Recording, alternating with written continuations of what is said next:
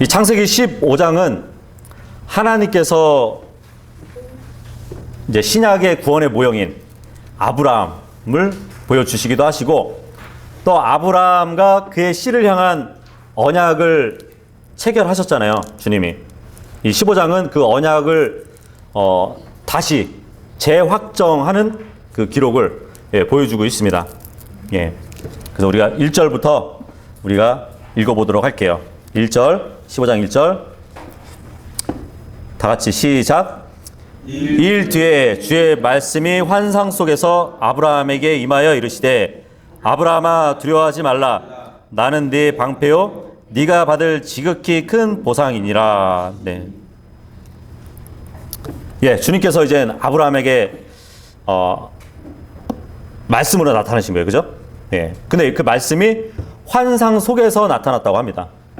지금은 우리에게는 하나님의 말씀에 66권이 다 있잖아요, 그죠? 그래서 굳이 막 환상으로 말씀하시거나 뭐 잘 때 꿈으로 이렇게 나타나셔서 말씀하지 않으셔요. 지금 이 신약 시대에는 말씀이 이미 주어졌잖아요. 우리가 언제든지 주님의 말씀을 살펴볼 수 있고 들을 수 있는 시대가 바로 이 시대입니다. 근데 지금 아브라함이 있었던 시대에는 성경이 없었죠, 그죠? 그러다 보니까 주님이 그에게 말씀하시기 위해서는 어떠한 방법을 통해서 말씀을 하시는 것이에요. 히브리서 1장 1절 한번 보도록 할게요. 이런 말씀이 있거든요.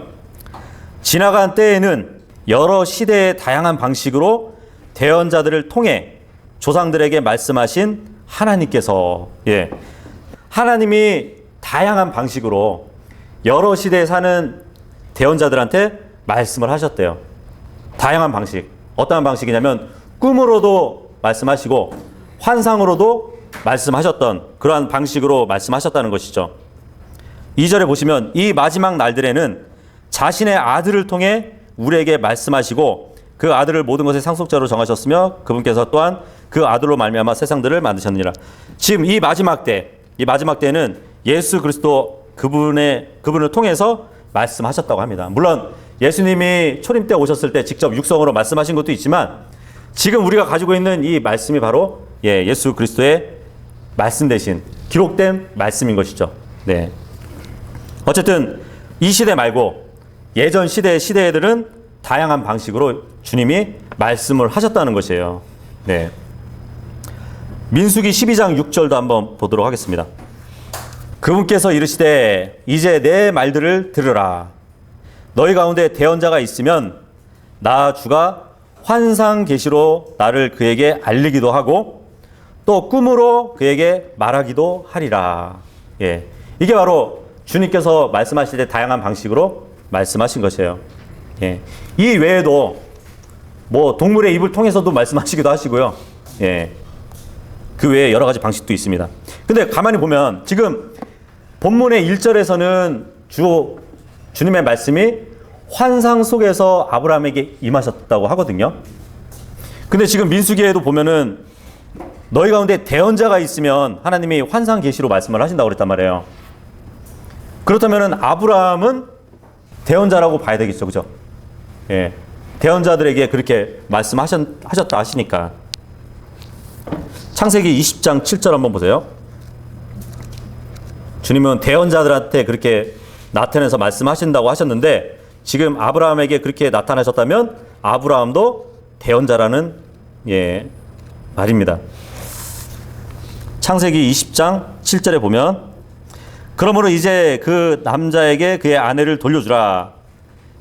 이제 그 아비멜렉에게 그 자기 아내를 그 누이 동생이라고 이제 속이고 이렇게 들어갔던 그때잖아요. 하나님이 아비멜렉에게 하는 말씀이거든요. 그는 아브라함을 얘기합니다. 대언자이므로, 그죠? 그가 너를 위해 기도하리니.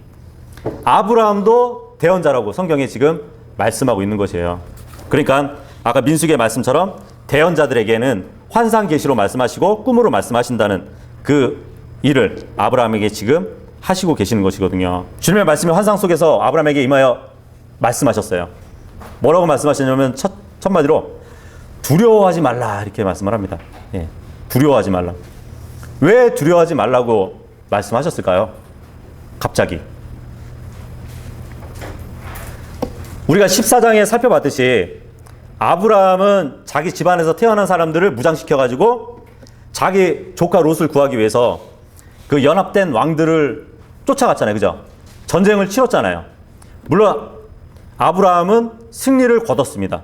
승리를 거뒀는데 이 전쟁이 거기서 끝이 나면 좋겠지만 지금 우리나라도 마찬가지로 1950년대 전쟁을 치렀지만 전쟁이 끝났나요? 아니죠.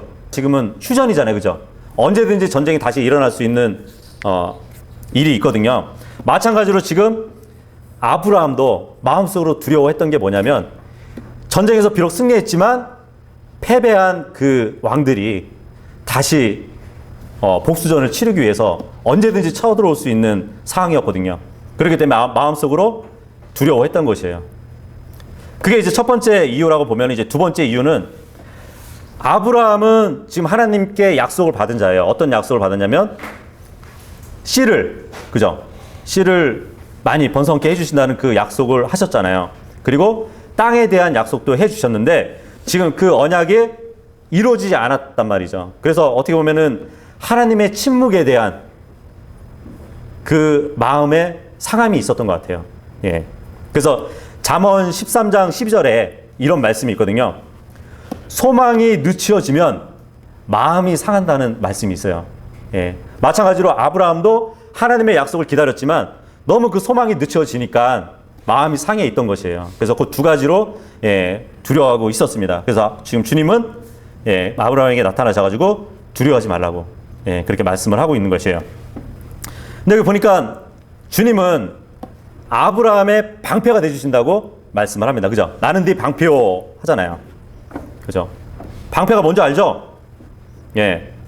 적들에게 날아오는 어떤 화살을 막기도 하고, 칼을 막기도 하고, 또 창을 막기도 해주는 방어 무기잖아요. 그죠? 보통 누가 누구를 막아준다고 했을 때 실드를 쳐준다고 그러잖아요. 그죠? 실드를 쳐준다고. 그 실드, 방패를 쳐준다고, 보호해준다는 그런 의미로 얘기를 한단 말이죠.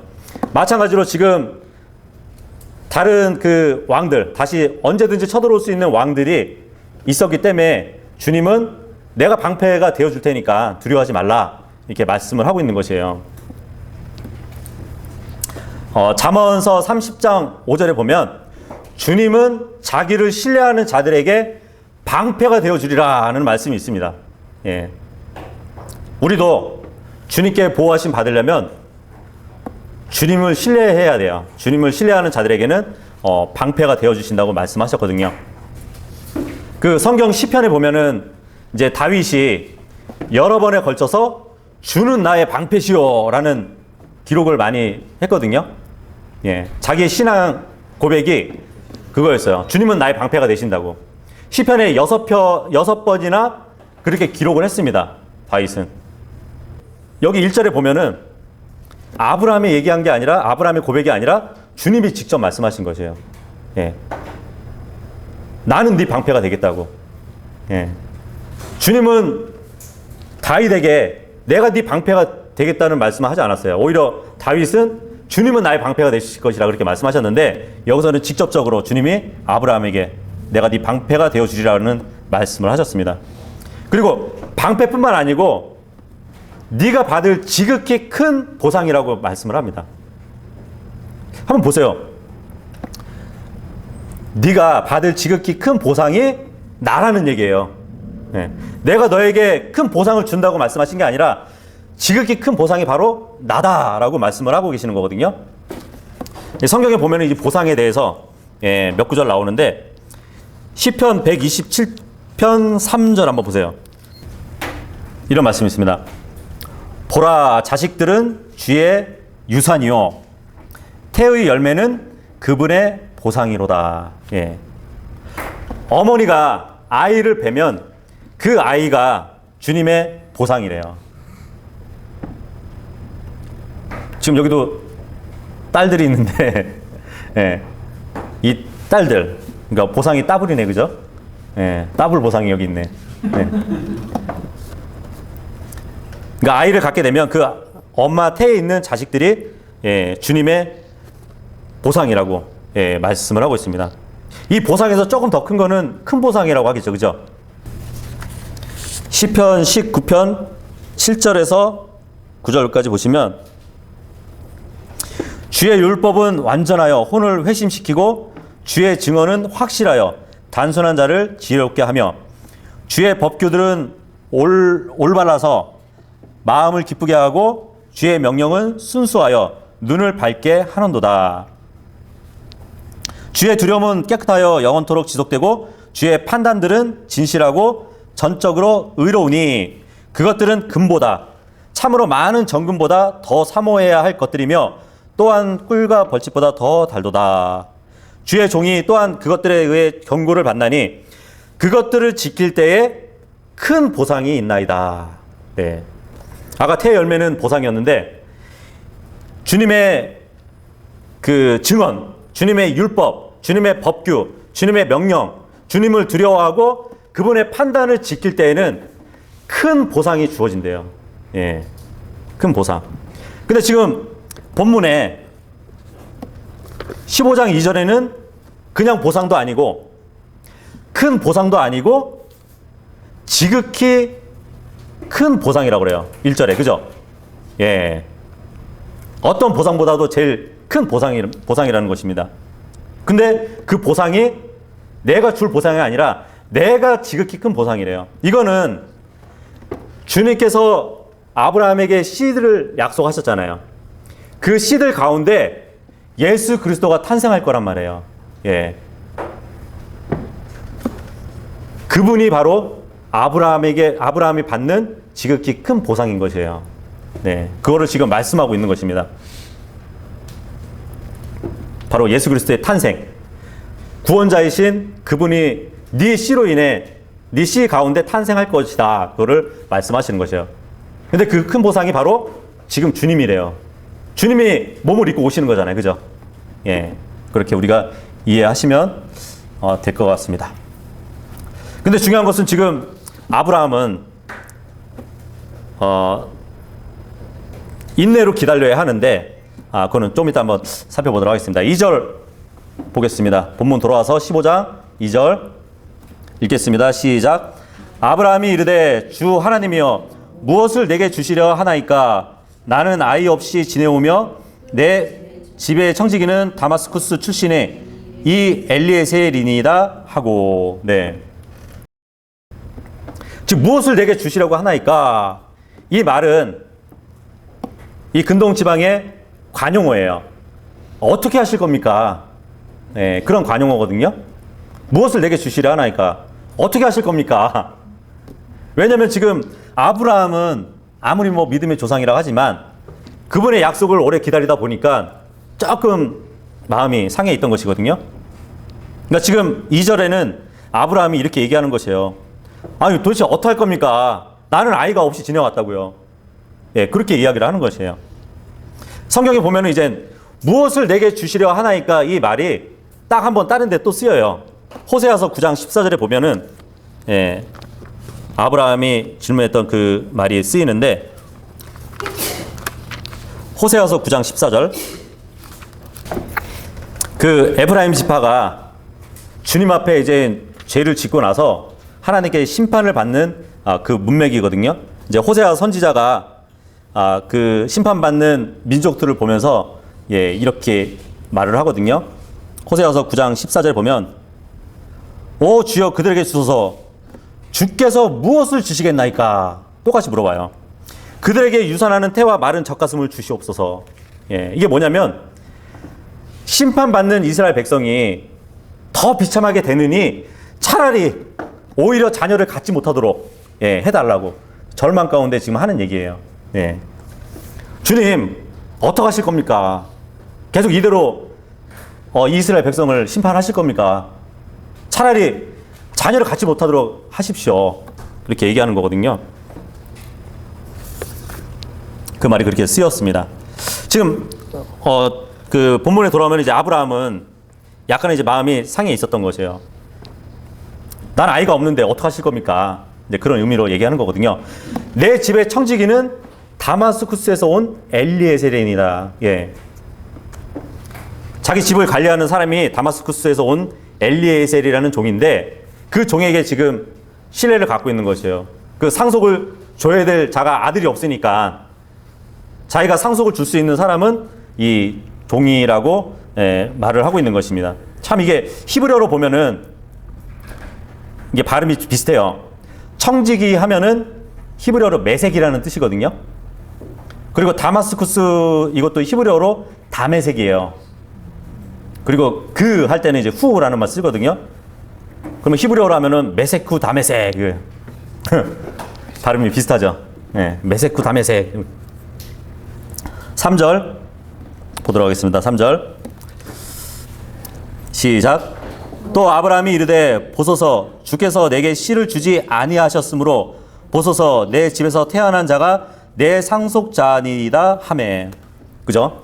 아브라함은 살짝 불만이 있는 거죠. 그죠? 예, 주님께서 내게 씨를 주지 않으셨으니까 천상 나는 내 종에게 상속해야죠. 예, 그렇게 말을 하고 있는 것이거든요. 서운한 마음을 지금 보여주고 있는 것이에요. 근데 하나님의 보상, 하나님의 약속은 정말 인내를 갖고 기다려야 됩니다. 근데 아브라함은 그런 인내력이 조금 부족했던 것 같아요. 히브리서 10장 35절 36절에 보면 이 말씀이 있어요. 그러므로 너희의 확신을 버리지 말라. 예, 그 확신에 큰 보상의 보응이 있느니라. 큰 보상을 받으려면은 받을 것이라는 그 확신을 버리지 말라고 말씀을 합니다. 그러면서 36절에 너희가 하나님의 뜻을 행한 뒤에 그 약속하신 것을 받기 위하여서는 너희에게 무엇이 필요하다고요? 인내가 필요하다고요. 네. 하나님이 약속을 하셨으면 그 약속을 확신을 갖고 믿고 인내로 기다려야 되는 것이에요. 근데 지금 아브라함은 그렇게 하지 못했습니다. 생각해 보세요. 여러분들의 기도는 어떠신가요? 네. 기도하고 주실 것을 믿고 기도를 하잖아요. 근데 뒤돌아서면은 걱정하잖아요. 그죠? 저도 그래요. 네. 어쨌든 그분의 약속을 확신을 가지라고 합니다. 빌립보서 4장 6절도 한번 보도록 할게요. 아무것도 염려하지 말고, 아무것도 염려하지 말래요. 오직 모든 일에 기도와 간구로 너희의 요청할 것들을 감사와 더불어 하나님께 알리라고 합니다. 예. 확신을 갖고 있으라는 거죠. 하지만 이 기도의 제목이 확신을 갖고 하는 제목으로 기도를 했지만 그게 이루어지기까지는 우리가 인내로 기다려야 된다는 것이에요. 네.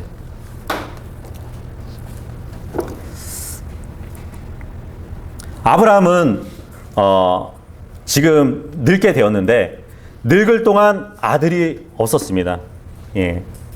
이 엘리에셀이라는 자가 자기 집안을 맡길 정도로 이렇게 신임이 갔던 종이었던 것 같습니다. 근데 이 엘리에셀의 이름 뜻이 뭐냐면 도움의 하나님이에요. 네, 도움의 하나님. 근데 이 엘리에셀을 아마 아들로 삼으려고 했었던 것 같습니다. 상속자는 아들밖에 될 수 없거든요. 그렇다면 이 종이 아들이 돼야 돼요. 그래서 아들로 삼으려고 했던 것을 우리가 볼 수 있는데 잠언서 29장으로 한번 가보세요.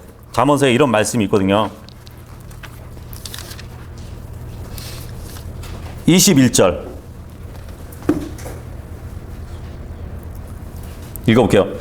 자기 종을 아이 때부터 자상하게 키우는 자는 마침내 그를 누가 갖게 된다고요?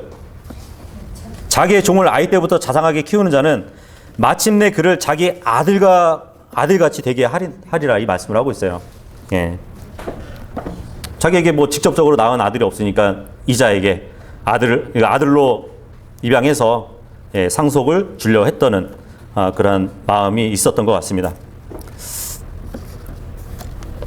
다시 창세기 15장 4절 보겠습니다. 4절 시작.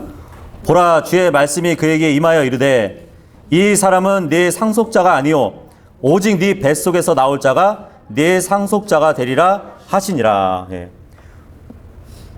주님은 약속을 하셨단 말이에요. 아브라함에게 나올 자가 상속자가 돼야 되는 게 맞죠. 약속을 믿는다면. 그죠? 예. 네 뱃속에서 나올 자가 상속자라고요. 그러면은 남자가 임신을? 네 뱃속에서 나올 자라 그러잖아요. 그죠?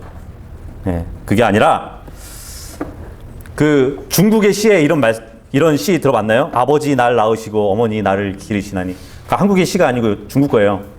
예. 아버지는 날 낳으시고 어머니는 날 기르신대요. 물론 어머니 뱃속에서 아이가 나오지만, 그죠? 그 전에 아버지 배에서 나와요. 아버지 몸에서 나와요. 예. 씨로 나온단 말이에요. 그렇기 때문에 지금 4절에서는 네 뱃속에서 나올 자, 씨를 얘기하는 거거든요. 예. 그렇게 보시면 됩니다. 씨에 중점을 둔 거예요. 5절, 15장 5절, 시작.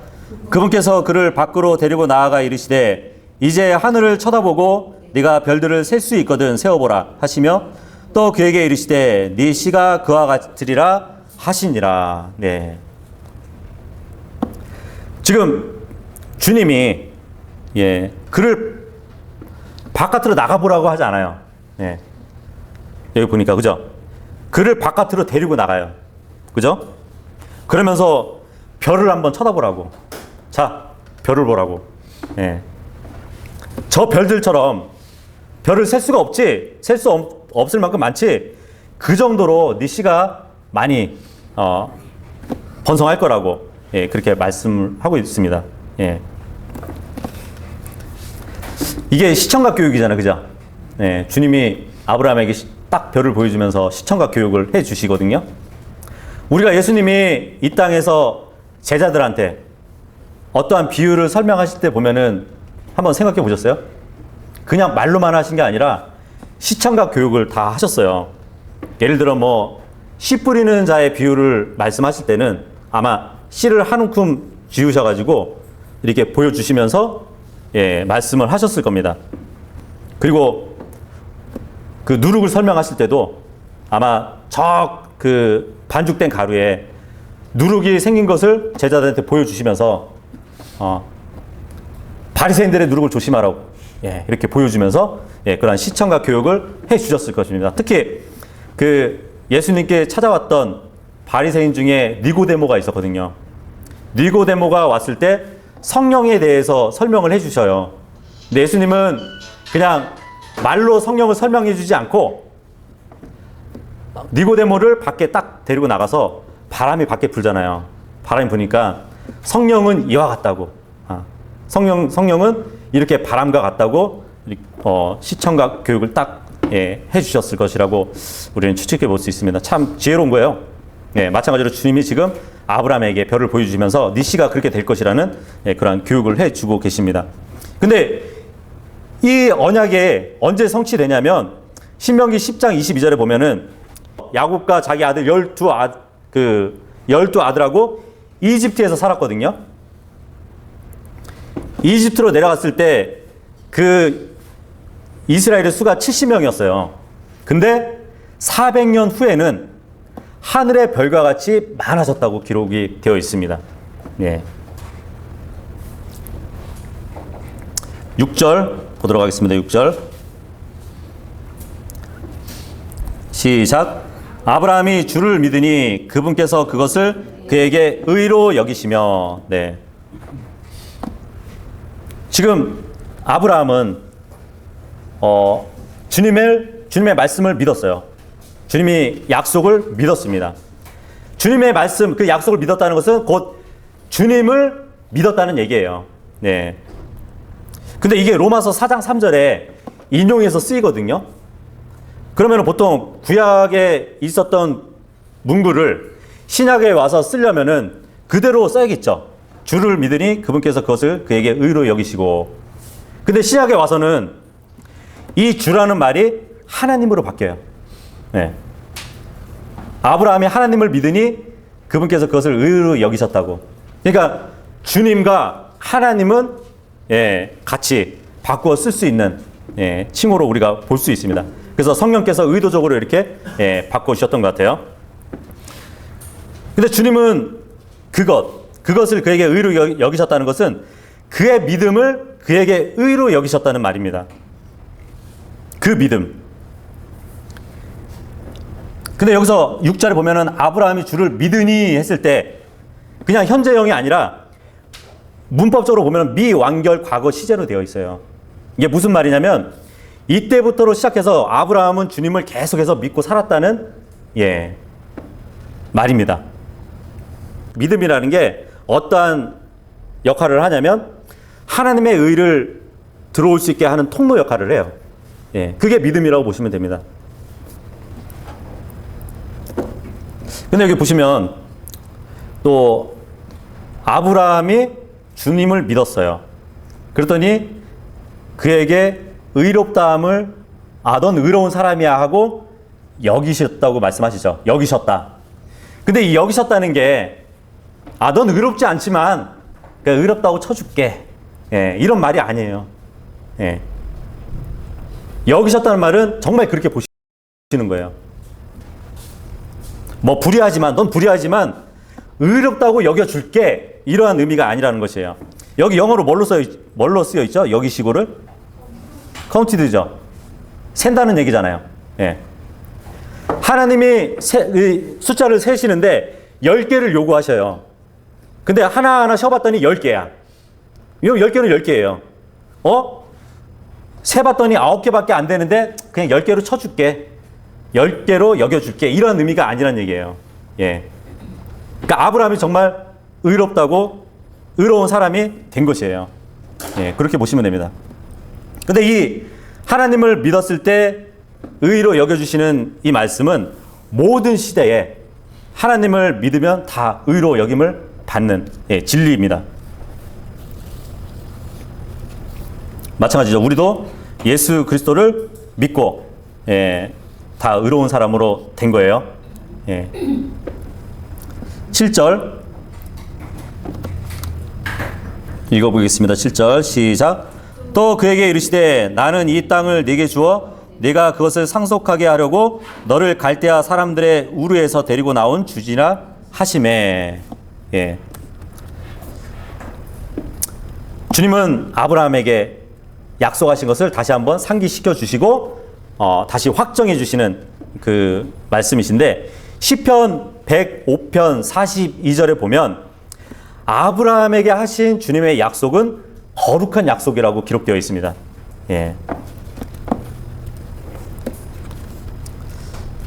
8절도 읽어볼게요. 본문 8절 시작. 그가 이르되 주 하나님이여 내가 그 땅을 상속할 줄을 내가 무엇으로 알리까 하니. 뭘 증명해달라고 지금 아브라함이 말하고 있습니다. 그래서 주님께서 그 약속을 내게 주셨는데 그 약속을 이행해 주셨다는 것을 어떻게 증명하실 건가요? 그렇게 얘기를 하는 것이에요. 근데 지금 무엇으로 알리까 이 말이 또 신약에 한번 딱 쓰여요. 언제 쓰이냐면 침례인 요한 아버지가 사가랴 제사장이었잖아요. 그죠?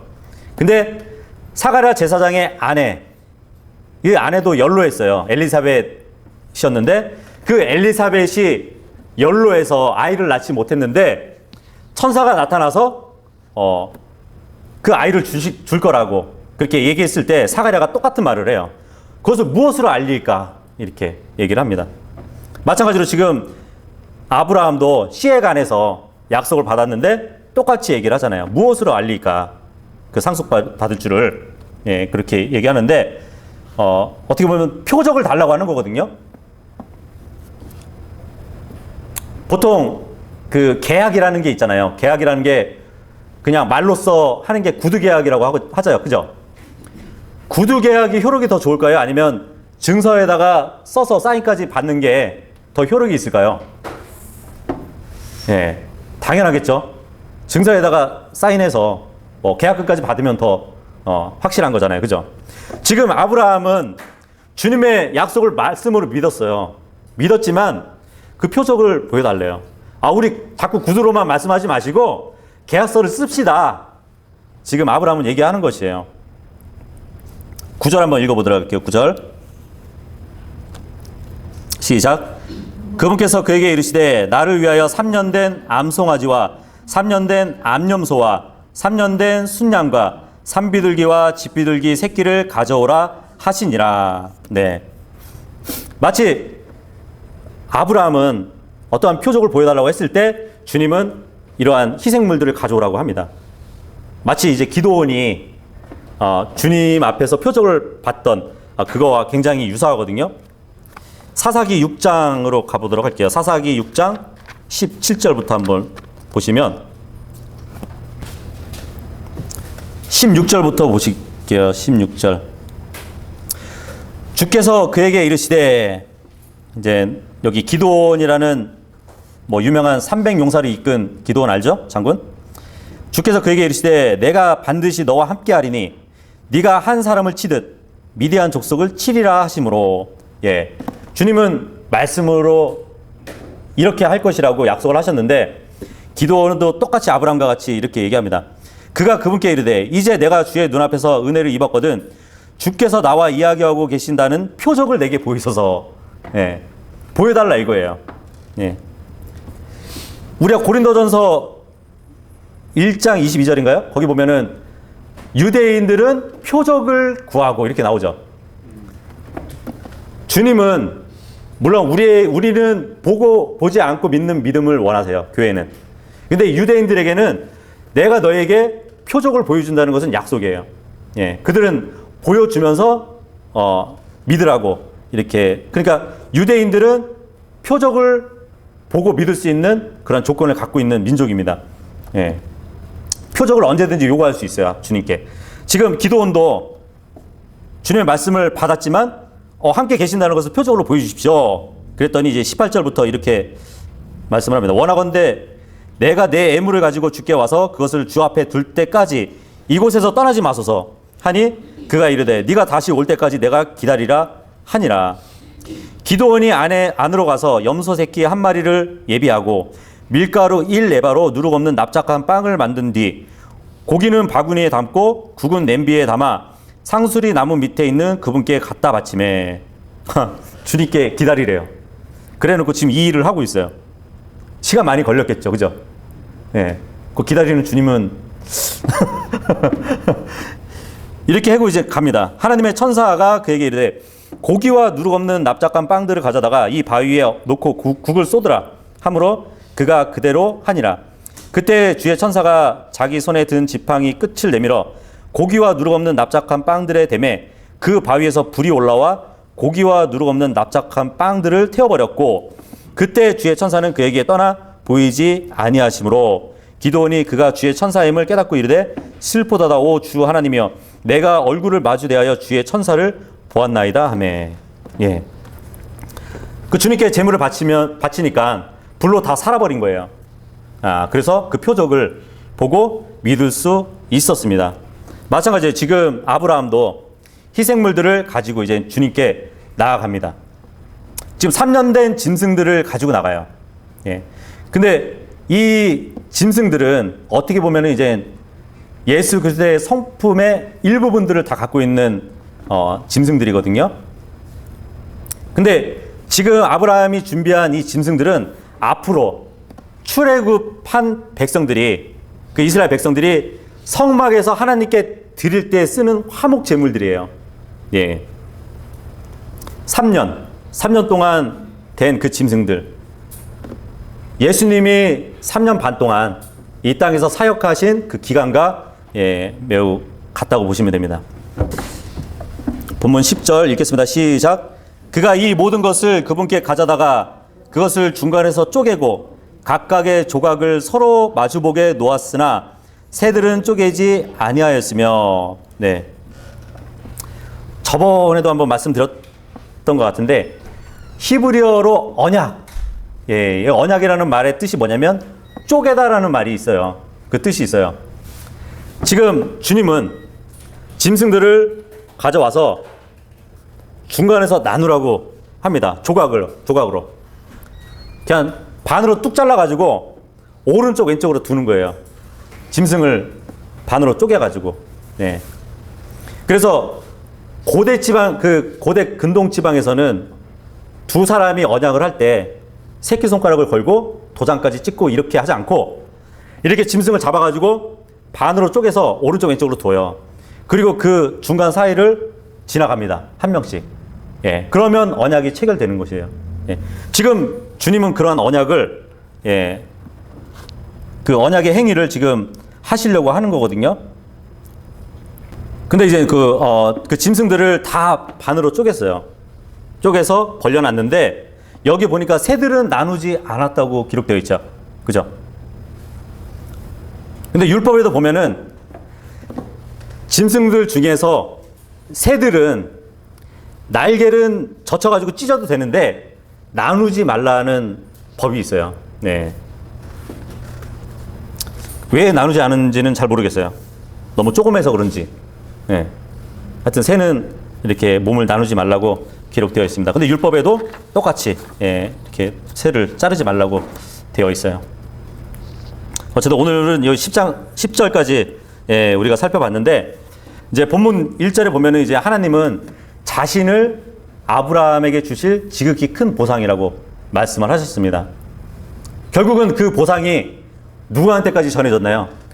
우리에게도 전해졌어요. 그 지극히 큰 보상이 바로 예수 그리스도를 말씀하시는 거거든요. 그 예수 그리스도가 우리에게 정말 주어진 보상이라면 우리에게 그 어떤 것도 필요 없겠죠. 특히나 물질적인 것은 더더욱 필요 없을 것입니다. 그죠? 그래서 히브리서 13장 5절에 보면 바울이 너의 행실에 탐욕이 없게 하고 너희 가진 것들로 만족하라고 그렇게 말씀하고 있습니다. 그렇죠? 우리가 만족할 수 있는 것은 주님, 예수 그리스도 그 한 분만으로만 만족하는 것이에요. 근데 이제 그 믿음의 여정에 있던 많은 그리스도인들이 돈의 유혹이나 또 어떠한 세상의 쾌락, 그죠? 그리고 개인의 영광을 위해서 그리고 그 외에 뭐 어떠한 세상의 매력에 빠져서 그리고 자기 자신을 기쁘게 만듦으로 인해서 그 길에서 많이들 벗어났습니다. 예. 주님 하나로 만족한다 하면서도 예, 한편으로는 육신의 정욕에 이끌려서 살아서 이렇게 그 길에서 벗어난 사람들이 많이 있다는 것이에요.